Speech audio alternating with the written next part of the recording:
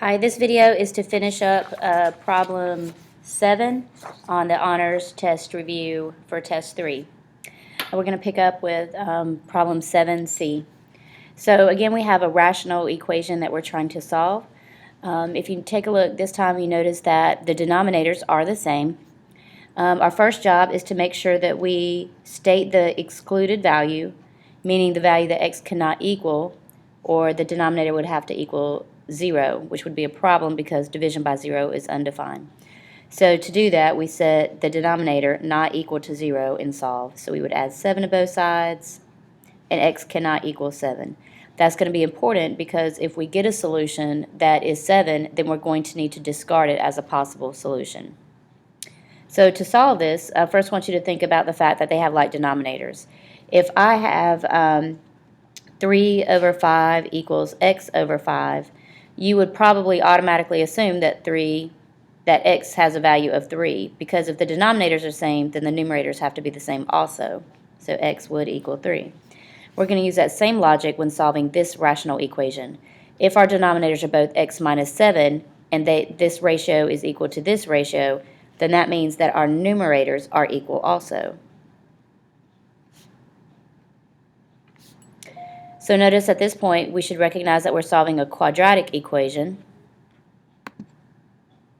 And to solve a quadratic equation, we first need to set it equal to 0. So I'm going to move over my x term by adding 3x, but then subtracting our constant here. And when we do that, we get negative 70. Our next step would be to factor. It looks like it should be factorable. In fact, if we think about it, we should be able to make factors of 7 and 10 combined to give us a positive 3. So when we factor this using trial and error, you think, all right, if my constant term is negative, I have to multiply positive times the negative. And then how am I going to use 7 and 10 to get 3? Well, I would need positive 10 subtract 7. So we can check it. X times x is x squared. 10x minus 7x is 3x. And 10 times negative 7 is negative 70. So we know it's correctly factored. Remember to solve by factoring. At this point, you set each factor equal to 0 and solve. So we should get solutions of negative 10 and positive 7. But hold up, what did we recognize up here? We already know that we can't have a value of 7 because 7 minus 7 would make the denominator equal 0, and the numerator divided by 0 is undefined, so we can't have any value that would make our denominator 7. So we cross that out, but if you would, put a box or something around your whole answer indicating that you did get these two solutions, but however you discarded 7. So our solution would be negative 10. Next, moving on to 7D, we have a quadratic over a quadratic equal to 4. Well, probably the best thing to do first is to, again, find our excluded values in our denominator. And to do that, we would definitely have to factor. So if I take d squared plus 4d minus 5 and factor it, I'm going to start off with d and d.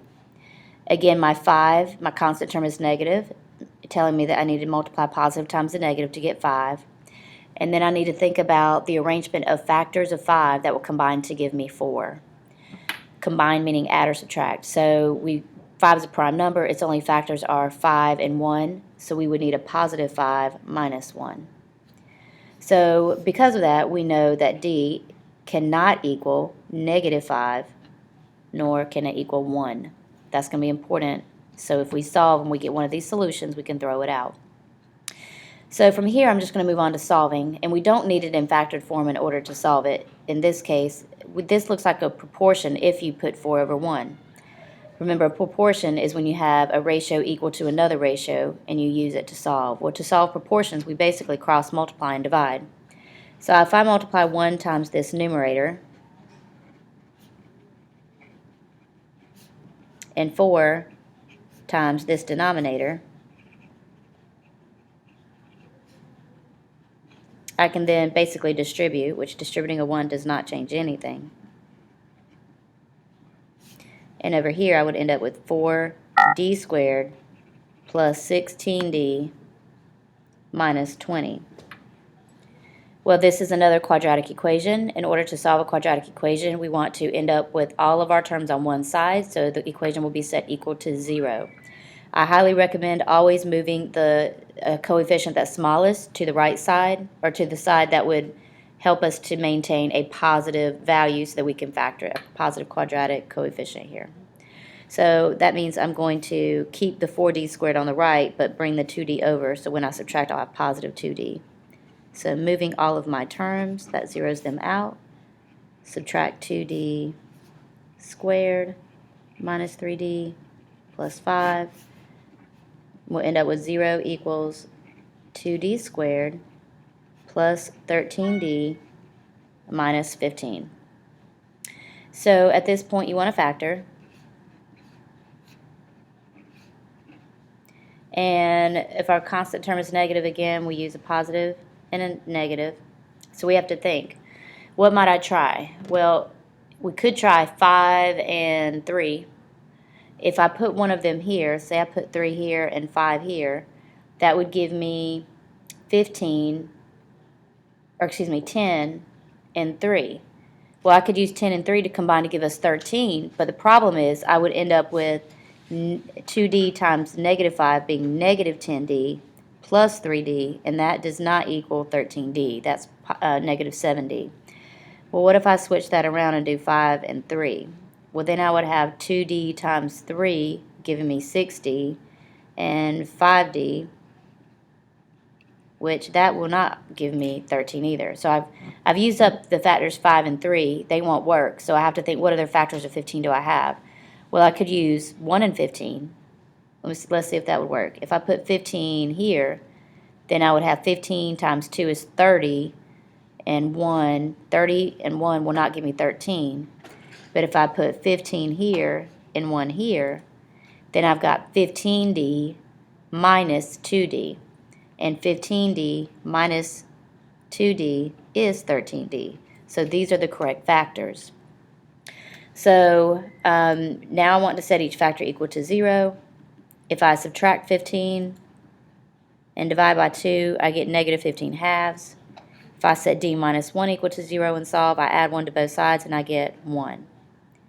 We'll recognize that up here, we'll always go back and look at your solution and then evaluate that versus your excluded value. Because we have an excluded value of negative 5 and 1, and in our solution we got a 1, we need to discard this as a possible solution. But again, please show us that you understood that there were 2 solutions, but one had to be discarded. Now, if you are not strong with factoring, and we've got to get you to be able to find a solution, please recall that you can solve a quadratic equation by graphing. If we were to type in y1 2x squared plus 13x minus 15, we could graph it and see where it hits the x-axis. Remember, we can always put in 0 for our y2 and then simply find the intersection. Actually, I'm going to make this bold over here so that you'll see that it's graphing a horizontal line right on top of the y-axis. And we want to find the intersection of our graph with these two, with the horizontal axis here, the x-axis. So second trace 5, if I move it to the left, you can see where my x is. I'm at negative 1. I would need to move it past about, looks like about negative 4 or so to be able to get to the next curve. Let's see, an enter, and I get negative 7.5, which when we convert negative 7.5, if I can type it in right, to a fraction, math enter, we get negative 15 halves. Please do not give us decimal values as a solution, just fractions. And again, second trace 5, if I move it over here, it looks like it's at 1, but let's see. Oh. And it is at 1. In fact, we could verify that on our table as well, 1, 0. We just aren't going to see negative 7.5 on here because we just have integers. So we can get our solutions also by graphing, just in case you get stuck on factoring. All right, good luck on those problems.